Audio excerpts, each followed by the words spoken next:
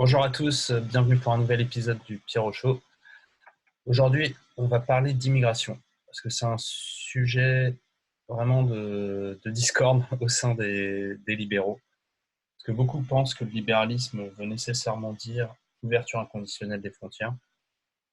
Et parmi les libéraux, il y a en fait un point de vue complètement différent, et je voulais en parler ici.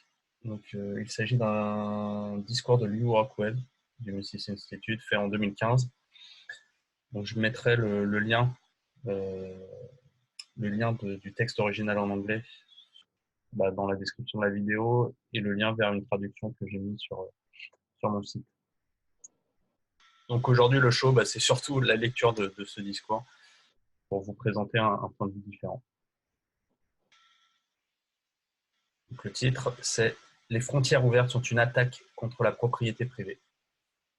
Qu'il s'agisse de l'immigration illégale en provenance du Mexique et de l'Amérique centrale, de la citoyenneté par le lieu de naissance ou des migrants en provenance du Moyen-Orient et d'Afrique, le sujet de l'immigration fait les manchettes et est largement discuté depuis des mois. C'est une question lourde de conséquences potentiellement périlleuses. Il est donc particulièrement important pour les libertariens de la comprendre correctement. Cette réunion du Mises Institute, qui est consacrée à une réflexion sur la voie à suivre à partir de maintenant, semble être un moment opportun pour aborder cette question capitale. Je tiens d'emblée à souligner qu'en cherchant la bonne réponse à ce problème épineux, je ne cherche pas à revendiquer l'originalité. Au contraire, je tire beaucoup de ce qui suit de deux des personnes dont le travail est indispensable à une bonne compréhension de la société libre, Murray Rothbard et Hans Hermann Hoppe. Certains libertariens ont supposé que la position libertarienne correcte en matière d'immigration doit être l'ouverture des frontières ou la libre circulation des personnes. En apparence, cela semble correct. Bien sûr, nous croyons qu'il faut laisser les gens aller où bon leur semble. Mais attendez une minute. Pensez à la liberté d'expression, un autre principe que les gens associent libertarien. Croyons-nous vraiment à la liberté d'expression comme principe abstrait? Cela signifierait que j'aurais le droit de crier tout au long d'un film, ou le droit de perturber un office religieux, ou le droit d'entrer chez vous et de crier des obscénités sur vous. Ce en quoi nous croyons, ce sont les droits de propriété privée. Personne n'a la liberté d'expression sur ma propriété, puisque c'est moi qui fixe les règles. Et en dernier recours, je peux expulser quelqu'un. Il peut dire ce qu'il veut sur sa propre propriété, et sur la propriété de quiconque veut bien l'écouter, mais pas sur la mienne. Le même principe s'applique à la liberté de mouvement. Les libertariens ne croient pas en un tel principe dans l'abstrait. Je n'ai pas le droit de me promener dans votre maison ou dans votre communauté résidentielle fermée ou dans Disney World ou sur votre plage privée ou sur l'île privée de Jay-Z. Comme dans le cas de la liberté d'expression, la propriété privée est ici le facteur pertinent. Je peux emménager sur n'importe quelle propriété que je possède ou dont le propriétaire souhaite m'avoir. Je ne peux pas simplement aller où je veux. Maintenant, si toutes les parcelles de la terre du monde entier appartenaient à des propriétaires privés, la solution au prétendu problème de l'immigration serait évidente. En fait, il serait peut-être plus juste de dire qu'il n'y aurait pas de problème d'immigration en premier lieu. Toute personne qui déménage dans un nouvel endroit doit obtenir le consentement du propriétaire de cet endroit. Cependant, lorsque l'État et ses soi-disant biens publics entrent en scène, les choses deviennent floues et il faut faire des efforts supplémentaires pour découvrir la position libertarienne qui convient. J'aimerais essayer de le faire aujourd'hui. Peu avant sa mort, Murray Rothbard publia un article intitulé « Les nations par consentement, décomposer l'État-nation ». Il avait commencé à repenser l'hypothèse selon laquelle le libertarianisme nous engageait à ouvrir les frontières. Il a noté par exemple le grand nombre de Russes de souche que Staline a installés en Estonie. Cela n'a pas été fait pour que les peuples baltes puissent profiter des fruits de la diversité. Ça ne l'est jamais. Cela a été fait pour tenter de détruire la culture existante et par ce processus de rendre le peuple plus docile et moins susceptible de causer des problèmes pour l'Empire soviétique. Murray se demandait, le libertarianisme oblige-t-il à soutenir ceci et à le célébrer? Ou la question de l'immigration pourrait-elle être plus vaste après tout? Et là, Murray a posé le problème comme moi. Dans une société immobilière entièrement privée, les gens devraient être invités sur n'importe quelle propriété qu'ils ont traversée ou sur laquelle ils se sont installés. Le site Rothbard. Si chaque parcelle de terre d'un pays appartenait à une personne, un groupe ou une société, cela signifierait que personne ne pourrait y entrer, à moins d'y être invité et autorisé à louer ou à acheter une propriété. Un pays totalement privatisé serait aussi fermé que le souhaitent les propriétaires fonciers.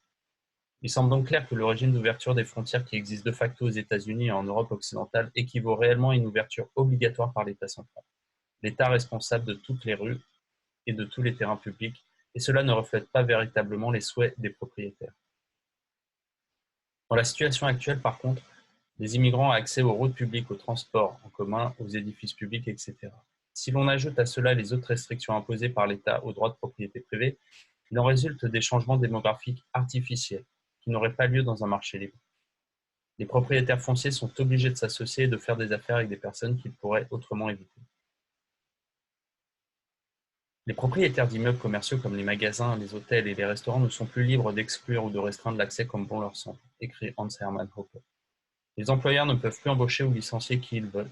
Sur le marché du logement, les propriétaires ne sont plus libres d'exclure les locataires non désirés. En outre, les clauses restrictives sont obligées d'accepter des membres et des actions en violation de leurs propres règles et règlements. Hans continue. En admettant une personne sur son territoire, l'État lui permet également de circuler sur les routes et les terrains publics jusqu'aux portes de tous les résidents domestiques, d'utiliser tous les services et installations publiques, comme les hôpitaux et les écoles, et d'accéder à tous les établissements commerciaux, emplois et logements protégés par une multitude de lois non discriminatoires. Il est plutôt démodé de se préoccuper des droits des propriétaires fonciers, mais que le principe soit populaire ou non, une transaction entre deux personnes ne devrait pas avoir lieu, sauf si ces deux personnes le souhaitent. C'est le sens même du principe libertarien. Pour donner un sens à tout cela et parvenir à la conclusion libertarienne appropriée, nous devons examiner de plus près ce qui est réellement un bien public, et qui, le cas échéant, peut être considéré comme son véritable propriétaire. Hans a consacré une partie de son propre travail à cette question. Il y a deux positions que nous devons rejeter, que la propriété publique appartient à l'État, ou que la propriété publique n'appartient à personne, et qu'elle est donc comparable à une terre à l'état de nature avant que des titres individuels de propriété sur des parcelles de terre particulières aient été établis. Nous ne pouvons certainement pas dire que les biens publics appartiennent à l'État, puisque ce dernier n'est le propriétaire légitime de quoi que ce soit. L'État acquiert ses biens par la force, généralement par l'intermédiaire de l'impôt. Un libertarien ne peut accepter ce genre d'acquisition de biens comme étant moralement légitime, puisqu'elle implique le recours à la force, l'extraction de l'argent des contribuables, sur des personnes innocentes. Par conséquent, les titres de propriété prétendus par l'État sont illégitimes. Mais nous ne pouvons pas non plus dire que les biens publics sont sans propriétaire.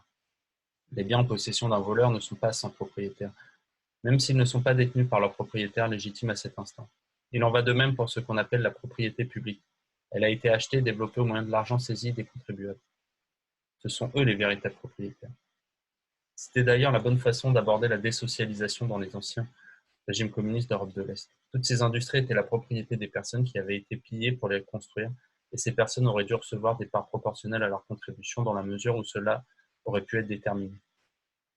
Dans un monde anarcho-capitaliste, avec tous les biens immobiliers privés, l'immigration serait à la discrétion de chaque propriétaire individuel.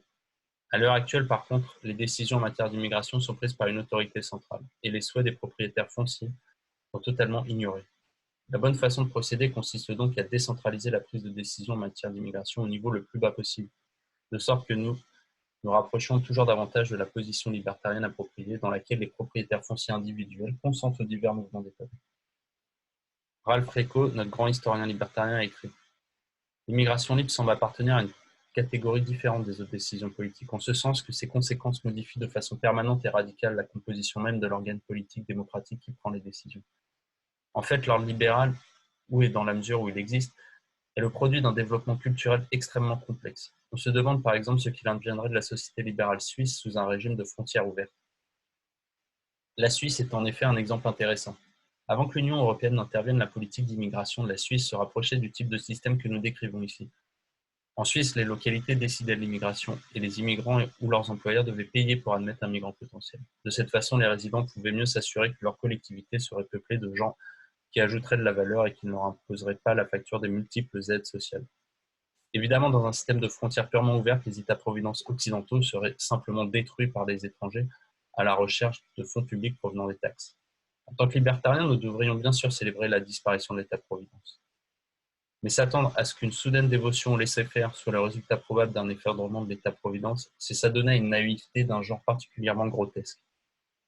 Peut-on conclure qu'un immigrant doit être considéré comme invité du seul fait qu'il a été embauché par un employeur? Non, dit Hans Hermann Hoppe, parce que l'employeur n'assume pas la totalité des coûts associés à son nouvel employé. L'employeur externalise partiellement les coûts de cet employé auprès des contribuables. Muni d'un permis de travail, l'immigrant est autorisé à utiliser librement toutes les installations publiques. routes, parcs, hôpitaux, écoles. Aucun propriétaire, homme d'affaires ou associé privé n'est autorisé à discriminer contre lui en matière de logement, d'emploi et d'association. En d'autres termes, l'immigrant est invité avec un ensemble d'avantages sociaux substantiels payés non pas ou seulement partiellement par l'employeur de l'immigrant qui avait lancé l'invitation, mais par d'autres propriétaires nationaux en tant que contribuables qui n'ont eu aucun mot à dire dans l'invitation. Bref, ces migrations ne sont pas les résultats du marché. Elles ne se produiraient pas sur un marché libre. Nous sommes témoins d'exemples de mouvements subventionnés. Les libertariens qui défendent ces migrations massives comme s'il s'agissait de phénomènes de marché ne font que discréditer et miner le véritable marché libre. De plus, comme le souligne Hans, la position de libre immigration n'est pas analogue au libre-échange, comme certains libertariens l'ont prétendu à tort. Dans le cas de marchandises échangées d'un endroit à un autre, il y a toujours et nécessairement un destinataire consentant. Il n'en va pas de même pour la libre immigration. Certes, il est à la mode aux États-Unis de se moquer des mises en garde contre l'immigration massive. On nous dit que les gens ont fait des prédictions sur les vagues d'immigration précédentes. Et nous savons tous qu'elles ne sont pas réelles. D'une part, ces vagues ont toujours été suivies de réductions rapides et substantielles de l'immigration au cours desquelles la société s'est adaptée à ces mouvements de population antérieurs à l'aide sociale. Il n'y a pratiquement aucune perspective de telle réduction aujourd'hui. D'autre part, il est faux de prétendre que parce que certaines personnes ont prédit incorrectement un résultat particulier à un moment donné, ce résultat est donc impossible et que quiconque émet des mises en garde à ce sujet est un fou méprisable. Le fait est que le multiculturalisme imposé par la politique a un bilan exceptionnellement médiocre. Le XXe siècle est synonyme d'échec après échec prévisible.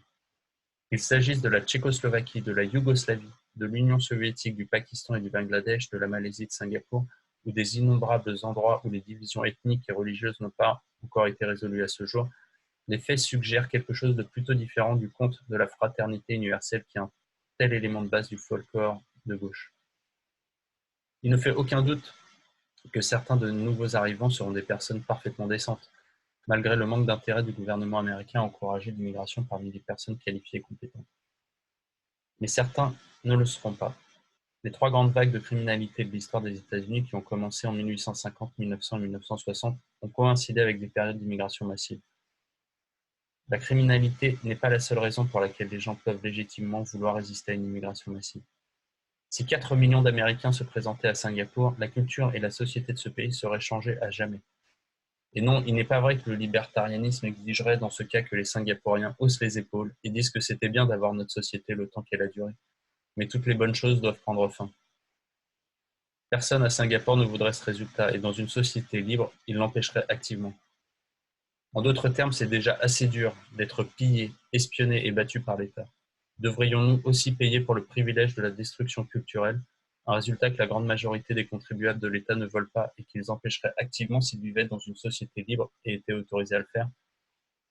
Les cultures mêmes dont on dit que les migrants entrants nous enrichissent n'auraient pas pu se développer si elles avaient été constamment bombardées de vagues d'immigration par des peuples de cultures radicalement différentes. Donc l'argument multiculturel n'a même pas de sens. Il est impossible de croire que les États-Unis ou l'Europe seront des endroits plus libres après plusieurs décennies d'immigration massive ininterrompue. Compte tenu des modèles d'immigration que les gouvernements des États-Unis et de l'Union européenne encouragent, le résultat à long terme sera de faire en sorte que les groupes d'intérêt pour une croissance continue de l'État soient si importants qu'ils seront pratiquement irréversibles. Les libertariens Open Borders, alors en activité, se gratteront la tête et prétendront ne pas comprendre pourquoi leur promotion du libre marché a si peu de succès. Tout le monde connaîtra la réponse.